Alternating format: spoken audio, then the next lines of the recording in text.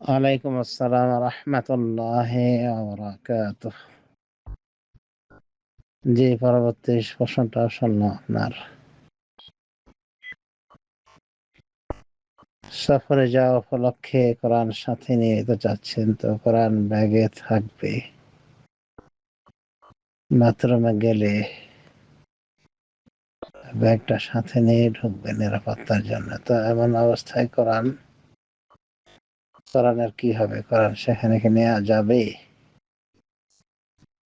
এটাই তো আপনার প্রশ্ন, তাই না?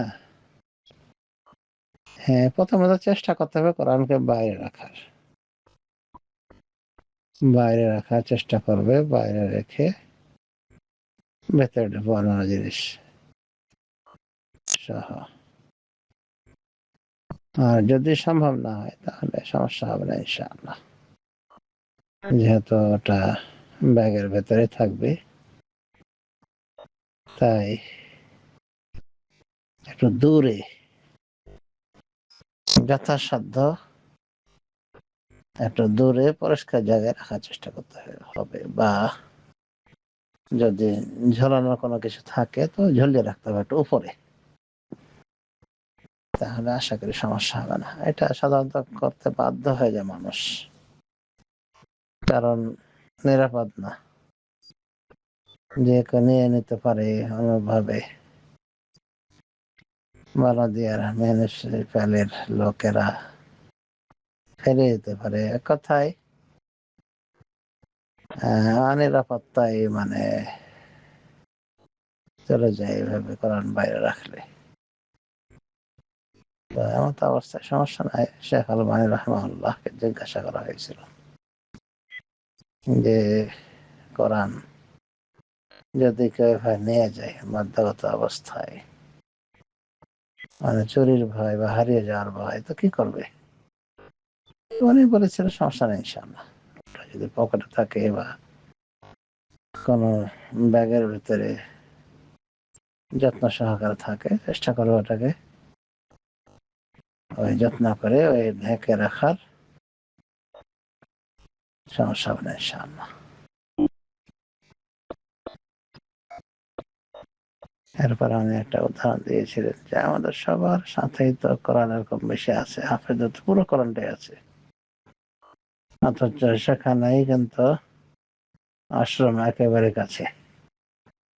পেটের কথা বলেছেন, নারী ভুড়ি, সেখানে তো ওই জিনিসগুলি থাকে।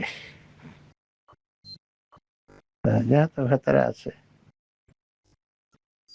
সমস্যা হবে না ইনশাআল্লাহ।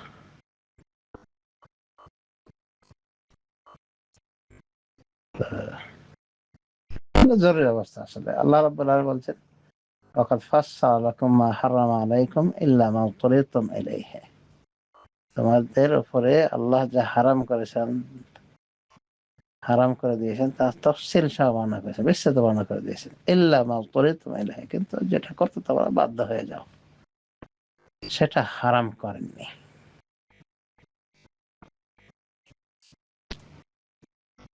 তো বাধ্যকতা অবস্থাটা অবশ্যই ভিন্ন থাকবে সবসময়, সর্বসময়ের জন্য, সর্বকালের জন্য। আর বর্তমানের যে বাথরুম বা ওয়াশরুম, আগের যুগের ওয়াশরুম বাথরুম থেকে অনেকটাই ভিন্ন, বিশেষ করে পরিষ্কার পরিচ্ছন্ন বাথরুমগুলি তো আমাদের সবার জানা। এই জাতীয় বাথরুমের ভেতরে অজুর ব্যবস্থা থাকে, অজুর জন্য বিসমিল্লাহ বলতে হয়। শেখ বিন বাজ বলছে অসুবিধা নেই, অজু করার জন্য বিসমিল্লাহ বিসমিল্লাহ বলবে, কারণ আল্লাহর জিকির করা সেখানে মাকরুহ হলো। অজুতে বিসমিল্লাহকে ওয়াজিব বলেছে, সেই হিসেবে মাকরুহ পরিত্যাগ হলো, ওয়াজিব যেন পরিত্যাগ না হয় এটা খেয়াল করবে। পক্ষে বলেছেন যে বিসমিল্লাহ বলবে, অষ্টমে বলবে। অনেক শেখ মাশায়েখ আরবের তারা অনুমতি দিয়েছেন। এক কথা, জরুরি অবস্থা সবসময় ভিন্ন চোখে দেখা হয়েছে। কাজেই আপনি চেষ্টা করবেন সাথে যারা বান্ধবী আছে তাদের হাতে দিয়ে দেওয়ার, বা বাইরে রেখে দেওয়া সহ না হলে বুঝতে পেরেছেন। আল্লাহ আলাম সাল্লাল্লাহু আলা নবিয়্যিনা মুহাম্মদ ওয়া আলা আলিহি ওয়া সাহবিহি আজমাইন।